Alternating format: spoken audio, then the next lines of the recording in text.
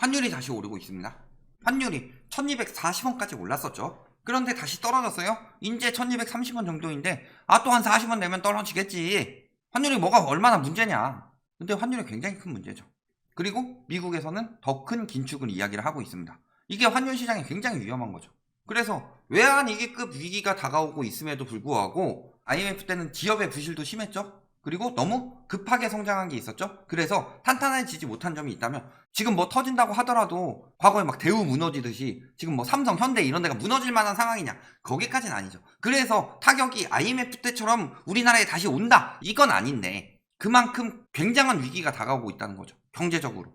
그래서 그런 이야기를 보면은 왜 지금 우리나라 집값 오른다 뭐 이딴 이야기 하고 있는데 그게 지금 중요한 게 아니다. 부동산은요, 유동성 시장의 그 부산물일 뿐이고 거기에 그걸 더 부추겨서 가계부채로 집값을 띄우는 정책, 그것 때문에 이제 건설사들이 이득 보게 만들고 부채만 폭증하게 만들었죠. 그 후유증이 이제 나타나는 시기인데 그것에 대해서 너무 안심이다. 사실은 부동산이 문제가 아니에요. 부동산 이야기를 하는 거는 지금 주식하다 꼬라박으면은 솔직히 진짜 막 상장 폐지돼가지고 다 날리지 않는 이상은 빨리 팔면 회생의 기회가 있습니다. 코인 빨리 팔면 회생의 기회가 있어요. 부동산 빨리 팔면 회생의 기회가 있는데 안 팔려. 주식에 막 모든 대출 다 껴가지고 넣고 그런 사람들은 망해도 상관없어요. 솔직히 투자를 한 게 아니라 도박을 한 거니까. 그런데 보통 사람들 같으면은 주식 여윳돈으로 하죠. 코인 여윳돈으로 하죠. 일반적인 경우라면. 그런데 집은 여윳돈으로 사요. 빚내서 사죠. 평생 모은 돈 다 받고 거기다가 대출까지 껴서 빚내서 사죠. 그게 한번 타격을 입으면 크기 때문에 부동산에 대해서 이야기를 하는 거다. 그래서 지금 부동산이 문제가 아니죠. 그런데 부동산 기준으로 이야기를 해보자면 외환위기 때 어떻게 됐냐, 그리고 외환위기급 위기가 다가오고 있는데 어떻게 될 것이냐, 요거 두 가지만 보시면 되죠. 세인트루이스 연준의 총재는 남은 6회 모두 금리를 0.5%씩 올려야 된다. 왜? 3월에는 저에게 왜 안 했을까요? 3월에는 러시아, 우크라이나 사태가 있으니까 저희가 이거 계속 말씀드렸어요. 그대로 이뤄져 가고 있죠. 러시아, 우크라이나 사태 터질 때 언론에서 뭐라고 그랬어요? 불확실성 때문에 금리 올리기 힘들다. 요거 이야기했을 때 저희가 두 가지 이야기했죠. 첫 번째는 뭐예요? 일시적인 불확실성으로 인해서 시작부터 0.5%포인트를 올리진 않을 것이지만 올려보고 충격을 봤을 때 충격이 크지 않으면 익숙해지니까 점차 높여갈 것이다. 그리고 단기적으로는 유가 상승으로 인한 인플레이션으로 인해서 상승폭이 커질 것이다. 장기적으로 봤을 때도 어때요? 인플레가 이렇게 한번 올라가면은 유가가 떨어진다고 해서 인플레가 확 떨어지진 않죠? 그래서 더 장기적으로 여러 차례 올릴 것이다. 근데 여러 차례 올리는 것보다 빡세게 올리자, 이런 식으로 가는 거죠. 자, 그럼 미국의 기준금리는 3.5% 수준까지 올라가야 된대요. 자, 우리나라 선제적 금리 인상했다고 하는데 5월에 미국에서 0.5%포인트 올리면 어떻게 돼요? 바로 1.25 가죠. 금리 역전 상황 나올 수가 있다, 금방. 그리고 미국에서는 금리에서 영향 주는 거 크게 세 가지가 있다고 했죠? 뭐예요? 경제성장률, 물가상승률, 실업률. 근데 완전 고용 상태로 거의 돌아왔죠? 그리고 물가, 얘가 미쳤기 때문에 하는 거죠. 지금 딱 그런 상황이다.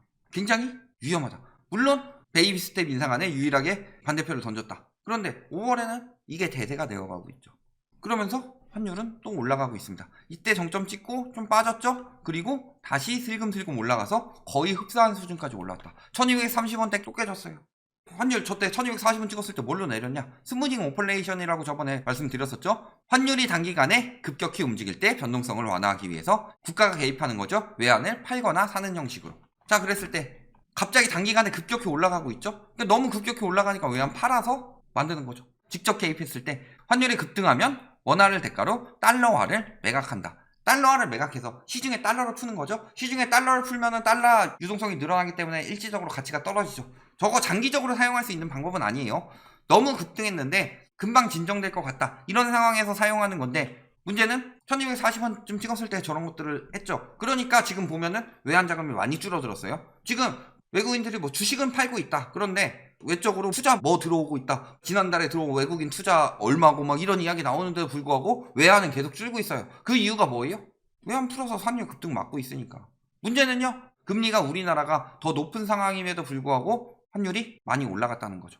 그런데 지금은 환율 5월에 이야기만 나왔음에도 이렇게 올라간 거예요. 물론 선제적 반응이겠죠. 그런데 5월 다음에 그만큼 또 이야기 나오고 또 이야기 나오고 환율 계속 올라갈 수밖에 없다는 거죠. 환율이 올라가게 되면 물가 상승 때문에 힘들어지는데 수입 물가는 높아지고 수출 물가는 떨어지죠. 물론 수출이 저렴하니까 더 잘 된다. 이거는 과거 일본이 망한 이유, 플라자 합의 때문에 일본 제품의 가격이 올라가면서 수출이 안 돼서 일본이 망했다. 그거 80년대 90년대 이야기예요. 그걸로 우리나라가 돈 벌어먹어요? 반도체가 싸서 많이 사는 거예요? 우리나라 거? 아니에요. 기술이 좋기 때문이죠. 기술력이 발달했으면은 그만큼의 재가치를 받아야 되는데 환율이 떨어져서 재가치 못 받고 많이 팔리면 뭐예요? 손해가 더 커지지. 그러니까 지금 환율이 굉장히 위험하죠. 자, 이창용 후보자도 이렇게 이야기를 했어요. 원화 약세가 물가에 미칠 영향이 가장 우려가 된다. 자본 유출도 자본 유출이지만 원화 가치 절하가 원달러 환율 상승이 물가에 미칠 영향이 가장 우려되기 때문에 뭘 해야 된다? 금리로 연착륙을 시킬 거다. 가계부채랑 원화 가치 절하를 금리로 연착륙을 시키겠다.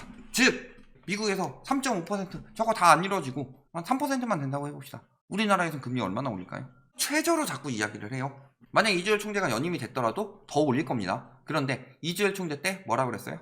자산관리 전문가, 주식 전문가 이런 사람들이 2%를 이야기를 했어요. 기준금리를. 왜? 그 사람들은 금리가 낮으면 낮을수록 수익이 높으니까 불안 심리를 없애고 투자 심리를 유치해야 되겠죠. 그러니까 2% 이야기를 해요. 그 2%의 근거는 뭐냐? 미국에서 올해 7차례 연속으로 올린다고 쳤을 때 그걸 다 베이비 스텝으로 계산을 해서 1.9%다. 그러니까 우리나라는 2%. 그보다만 높으면 된다. 그러니까 2%까지밖에 안 올릴 것이다. 이런 식으로 이야기를 한 거예요. 근데 미국에서 3% 이야기 나오고 3.5% 이야기가 나왔어요. 그럼 우리나라는 어떻게 해야 돼요? 그러니까 뭐라 그래? 기준금리 전망 역시 상향 조정될 것이라는 평가가 나왔다. 이창용 하는 총재 후보는요. 비둘기파라고 언론에서 그렇게 이야기를 했는데 이야기하는 거 들어보면 기준금리 전망 상향 조정. 오늘 2.5% 이야기 나왔죠. 이것도 미국이 3.5% 확정한 게 아니니까 아직도 2.5% 이야기가 나오는 거예요. 심지어는 어느 정도 이야기가 나오고 있느냐. 이번 달에 한국은행 총재가 없는데도 금리 인상을 가자. 이 이야기가 나오는 거예요. 사실은 해야 됩니다. 이주열 총재가 세계적으로 엄청나게 잘했다. 칭찬받은 적이 있었죠. 언제요? 이번에 선제적 금리 인상했을 때. 올해 중앙은행. 인플레이션 심각해졌는데 선제적으로 금리 인상해서 대응 잘했다. 있었으면 계속했을 거예요. 근데 문제는 바뀌죠. 이번에 금통위 회의는 비둘기파로 유명한 주상영 위원이 최고위원이 돼서 주최를 하기 때문에 그게 조금 걱정되긴 하는데 이번 4월에 금리 인상 못 따라가면 경제적 타격은 굉장히 클 겁니다. 이미 환율 올라가는 거 보이시죠? 그리고 그 타격을 완화하기 위해서라도 이창용 후보로 총재가 된다면 그 이후에 금리 인상 행보는 늦어진 만큼 더욱 광폭화될 것이다. 거기에 문제는요? 왜 이런 상황이 일어나고 있어요? 적정 외환 보유액 비중이 처음으로 떨어졌다고 합니다. 자, 집계가 시작한 시기가 2000년인데 2000년 이후 처음으로 떨어졌어요. IMF 기준 100%가 안 된다. 위험해졌다. 빨간불로 바뀌기 전에 노란불 정도 들어왔다. 이렇게 되면은 문제는 뭐냐? 지금은 안정돼도 나중에 미국에서 계속 금리 인상하면 위험한데 지금도 벌써부터 저러고 있으니까 위험하다는 거죠. 자, 외환 보유액 추이 보면은 2000년대부터 딱 한 번 떨어질 때가 있었어요. 언제 떨어졌어요? 글로벌 금융위기 때. 근데 문제는 그때도 적정 외환 보유액은 떨어지지 않았는데 지금은 외환이 떨어지고 있다는 거죠. 물론 지금은 요 정도 상황이에요. 근데 이게 요렇게 되지 않도록 막아야 되죠. 퍼센테이지로 따졌을 때는 지금이 더 위험하다. 이때는 이렇게 떨어졌는데도 100% 밑으로 떨어지지 않았다. 그만큼 떨어지게 되면 그 나라에 대한 신뢰도가 빠지게 되죠. IMF 왜 터졌어요? 1994년에 미국에서 금리 올리면서 멕시코, 아르헨티나, 그 다음에 태국 등 동남아 거쳐가지고 대만, 그 다음에 우리나라 퍼진 이유가 뭐예요? 미국에서 금리 올려서 그냥 자금이 이동해서? 그러면은 그 정도 세계적인 위기는 안 터져요. 안전하고 수익률 높은 미국으로 자금이 이동했는데 보다 보니까 이 나라가 너무 불안해 보이는 거야. 불안하니까 자금을 더 빨리 빼는 거예요. 패닉 바잉. 왜 일어났다고 그랬어요? 언론에서 패닉 바잉 자꾸 부추긴 이유 뭐예요? 심리가 조장이 된 거죠. 똑같은 거예요. 미국 국채 패닉 바잉. 박살. 여기 두 개 박살 나는 거 보니까 이 나라도 위험해 보이네? 이런 나라들 위험해 보이네? 자금 다 빠진 거예요. 근데 요만큼 외환 빠졌음에도 불구하고 이 나라가 위험해 보이네? 이게 나온 거죠. 그래서 IMF 외환위기 때 이야기하면서 집값 하락, IMF 때 이만큼 떨어졌다. 홍남기 부총리가 왜 그 이야기를 했겠느냐. 그것도 올라간 건 두 배인데 17.7% 하락하면 뭐예요? 언론에서 들어온 게 뭐냐? 왜 떨어질 때는 매매가격 지수 자체는 17.7%면 굉장히 많이 떨어진 겁니다. 개박살이 난 거예요. IMF 때 집값 얼마나 떨어졌어요? 글로벌 금융위기 때 10%도 안 나왔어요. 근데 음마 뭐 이런 데 보면은 서울 버블세븐 같은 데 보면 40~50%씩 떨어졌죠. 근데 지금 글로벌 금융위기 때보다 더 큰 위기가 오고 있다. 그래서 집값 붕괴가 그때를 넘어서서 IMF 때처럼 될 것 같다. 그런데 올라간 건 100%고 떨어진 건 17%면은 무슨 집값이 떨어진 거냐? 그런 식으로 말하면 안 되죠. 중위 가격으로 비교할 거면 똑같이 중위 가격으로 비교를 하고, 지수로 비교할 거면 똑같이 지수로 비교를 하고, 그리고 지수 자체는 떨어질 때는 굉장히 축소되는 경향, 거래량이 줄기 때문에 그 지수 책정 방법상 5천만 원 올랐다 5천만 원 떨어져도 떨어질 때는 그 하락폭은 적게 느껴지는 경향이 있어서 그런 건데, 실질적으로 굉장히 위험하다는 이야기죠. IMF 때 안 겪어본 사람들은 몰라요. 그러니까 MZ세대 2030들 끌어들이는 거야. IMF 때 17% 떨어졌는데 올라간 건 100% 올라갔으니까 너네는 집값은 장기적 우상향이니까 돈을 번다. 근데 IMF 겪어본 세대들은 그게 말이 돼요? 집 샀다가 집값 폭락을 경험해 본 사람들이 그 위험을 모르겠느냐. 그러니까 주구장창 2030만 끌어들이는 거예요. 세대 갈라치기 하고. 그러면서 MZ세대들은 똑똑한 소비, 영끌, 패닉 바잉이지만 이거는 사실은 스마트 바잉이고 현명한 거다. 영끌이 옳았다. 자꾸 이런 식으로 몰아가잖아요. 그 이유 뭐예요? 똑똑하다고 생각하게끔 만들어서 부추기는 거죠. 근데 당한 사람들은 그거 보면 무슨 얘기예요? 너들 지금 잘못하고 있다. 이게 당연히 보이는 건데 위험하다. 안전하다고 하고 있는 거예요.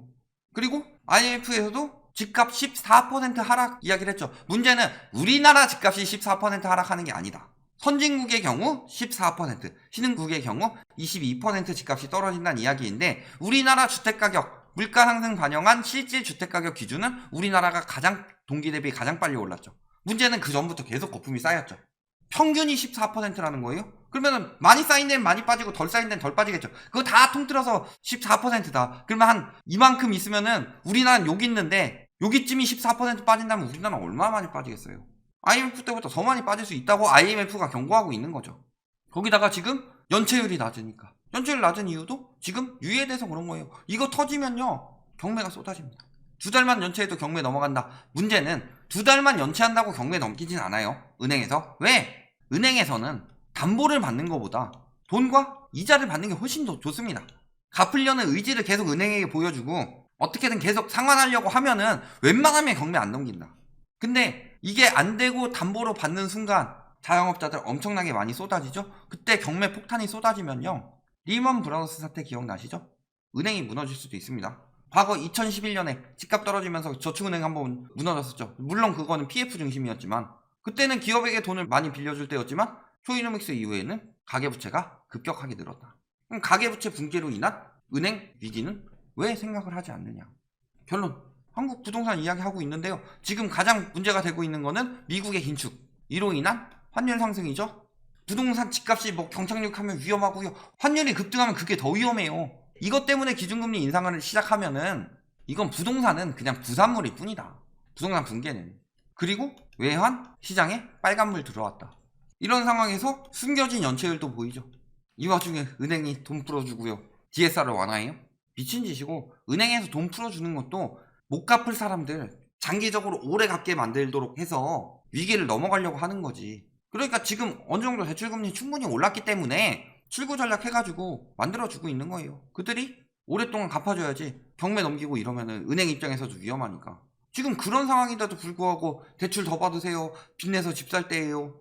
정신 나간 소리죠. 어떻게 지금 대응하느냐에 따라서 삐끗하면 외환위기처럼 큰 위기가 올 수 있고, 잘 버텨도 글로벌 금융위기 때 정도로 버틸 가능성이 크다. 그런데도 불구하고 집값 더 오르고 지금 집값이 문제가 아니다. 요거 잘 생각하셔야 됩니다. 지금 집 사야 돼요? 큰 경험하시고 다시는 그러면 안 되겠다 하고 후회하시는 거, 그것만큼 멍청한 짓은 없죠. 염산 위험하다 했는데 굳이 염산을 먹어볼 필요는 없다. 여기까지 말씀드리겠습니다.